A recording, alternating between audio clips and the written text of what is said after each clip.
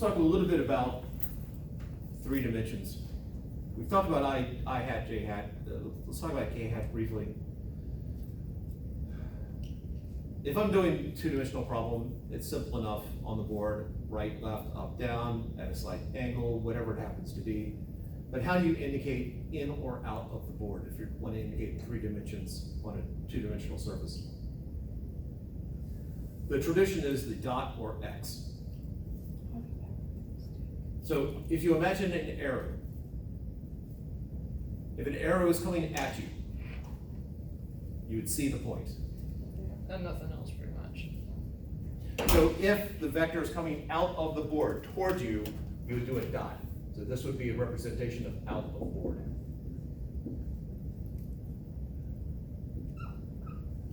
If it's going away from you, if arrow is going away from you, you see the feathers. So the X means into board. And I know arrow feathers are not shaped like that. It's a memory thing. So when I write it over here, where I wrote the V with an X next to it, this is indicating that the velocity is into the board, that this is a vehicle on a banked track going away from us.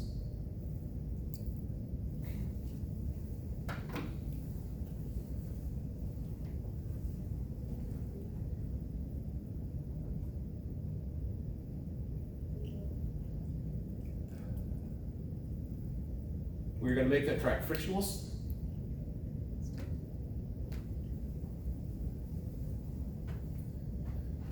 Can you go right one on the board?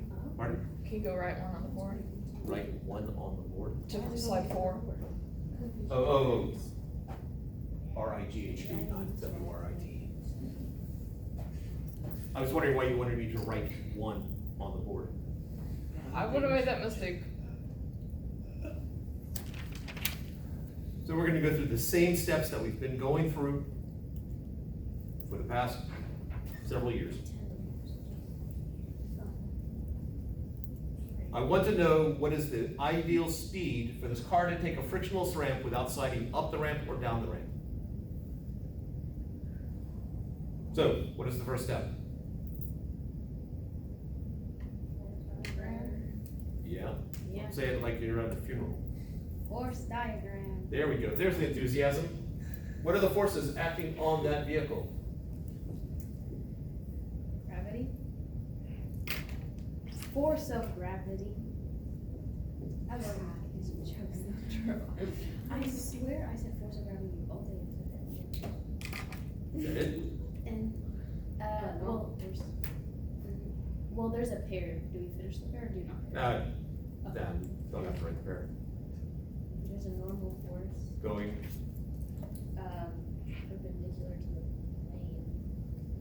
Perpendicular to the what? To the plane or the ramp. Or Okay.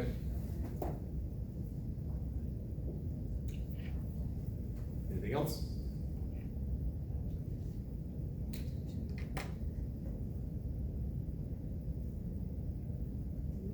Okay.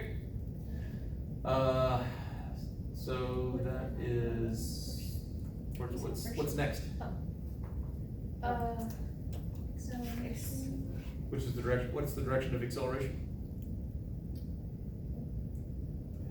All right, you got one finger pointing one way. It's frictionless, so. It is frictionless. Does that mean it's a constant acceleration going? We don't know what direction. Acceleration. It's traveling in a circle. Okay, Acceleration's going to. because that's overhead. Yeah. Oh, okay. Then it's going towards the center of the circle. Are you pointing Centripetal. Left. horizontally? Yes. Okay, yes, you're right, down. It is, the direction of acceleration is that way.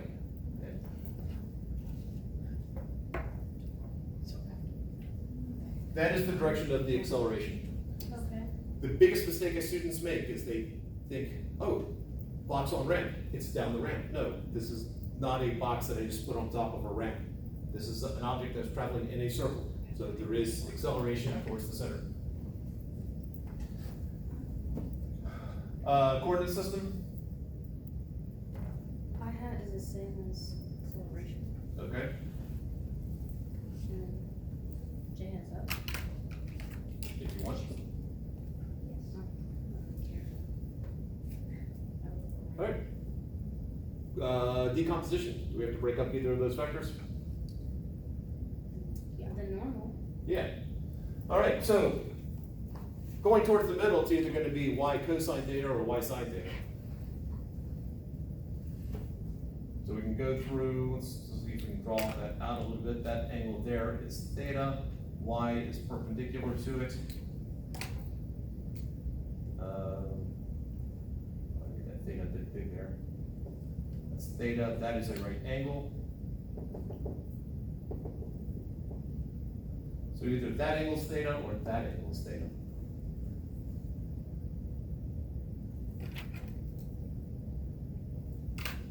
Well, if this is theta here, then this angle here has to be theta, because those are parallel to each other, despite the way I drew it.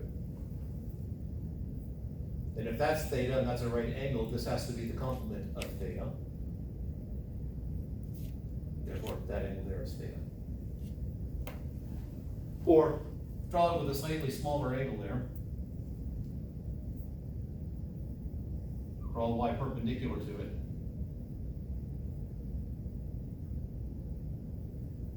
That's a skinny angle, that's a skinny angle. Those are the same.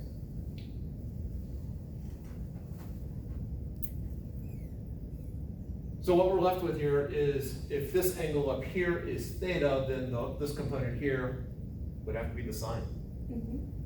So we end up with y sine theta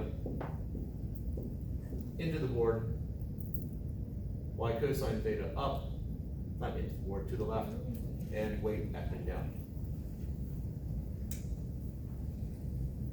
Can you show me again why it's sine? Alright, do you accept that that's theta?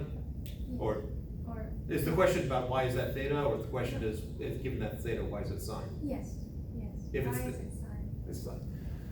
If you recall, sine of theta is the opposite over the hypotenuse. Yes. So the opposite side is the hypotenuse times the sine of theta. So in that particular triangle there, I'm breaking up my normal force, so that's my hypotenuse. That angle there is theta, so the opposite side, Okay, sine. got it.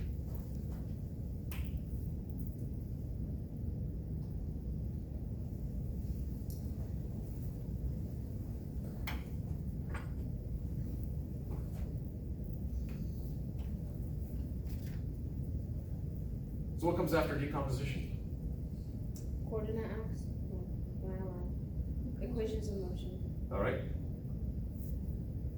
And they are? Then we have two, so Yes. we're gonna have y sine theta equals mass times acceleration.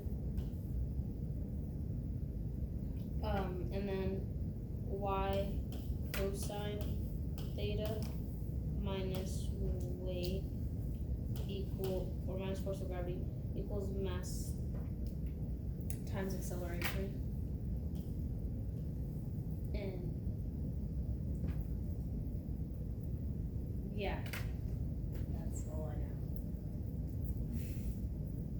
What is that acceleration? Is it zero? The dribbble acceleration is towards the center of the circle, that's the I-hat direction. Sorry. We want it to be zero, don't we? That's why we set up our coordinate That's the system that goal. way. Okay, Zero. yeah, that makes sense. I just wasn't sure. It's not accelerating up or down, the acceleration is to the left. It's that superforce diagram. All right, now what? And now we're gonna do the independent ones are weight and acceleration. Okay. So I have y sine theta equals m, which centrifugal acceleration? Which? Yeah, v squared over r or omega squared r. It's omega squared r, You want, why? because it was easier last time. Now, sometimes it's not always obvious which one to pick. Sometimes it's a little bit more, you can get there from omega squared r, but since in this particular case, I'm trying to find the speed at which it's traveling so it won't slide up or down.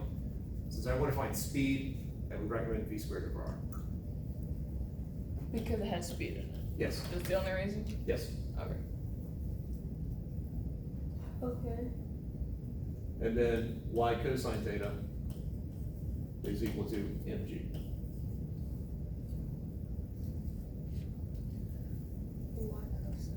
R is given, mass, I didn't give you, but it turns out it's irrelevant. G, I just have to tell you which planet we're on, or where we're located. So I don't know why, assume that I will tell you what theta is. So y is an unknown, v is an unknown. Okay. At this point, it's an algebra problem. How'd you solve it? Multiplied by R. Where are you heading? You're gonna isolate v? Yeah. Then how do we get rid of the y? Divide by Y. Multiply by R. All right, now I have y over, if I did that, No. I'd have r over here and y over here. We cancel for B if we don't know Y. We can't solve for B, we don't know what. Oh, can't. We gotta figure All out. right, Is R not 100? it is, we know what r is. Oh, yes. I don't know y, Okay, the then, normal force, and I don't know the speed. well, V squared should just be 2 pi R squared, right? Over the period, Yeah? Isn't it is, except I just need to find speed. I'm not giving you time there. Oh. But to find speed, we would do 2 pi R, like 2 pi R squared. And we know R, so then wouldn't we just find the speed? How would you find speed without time? I don't know. I'm just trying to defy physics right now. Okay, then, sure. You and Josh leave. Okay. Typically, if you have two unknowns and two equations, you can isolate an unknown in one equation and plug into the other. Okay. So if we solve for y here and plugged into there, we'd get rid of the y, v would be my only unknown. Oh, okay. That's perfectly fine. I'm gonna suggest a slightly different way in this case. If I divide the left-hand sides and I divide the right-hand sides, the y's will cancel out on the left-hand side. I have sine of theta over the cosine of theta, which is the tangent of theta. So I have the tangent of theta equals, and then over here, my masses cancel out, and I'm left with v squared over rg.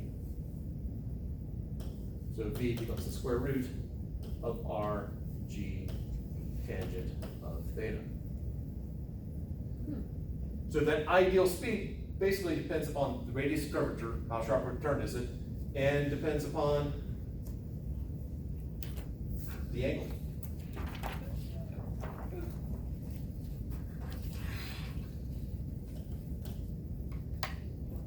So let's put the angle at 20 degrees. So I have 100 times 9.8 times the tangent of, what did I just think I said 20 degrees? Yes. Which is a rather steep bank. I got 18.886. Units? This is in Meters degrees, per sorry. square. Do you want it in radians? I mean meters per second. Like what in meters per second? Is that supposed to be in radians or degrees in this case? That's degrees. Okay, and mine is in degrees then. Okay, we're good. All right. So roughly 40 miles an hour to go around that curve without slipping up or down. If I drive faster than this, assuming it is a frictionless track, if I drive faster than this, which way will I slide?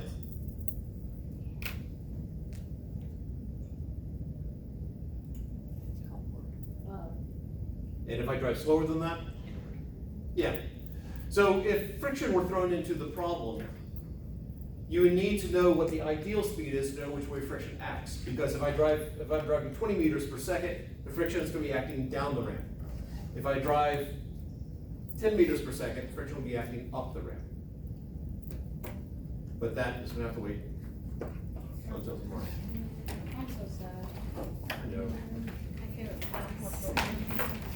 Just another cliffhanger. Up there with I'm actually Who Shot JR? Oh. Who survived the massacre in Dynasty. Go ahead.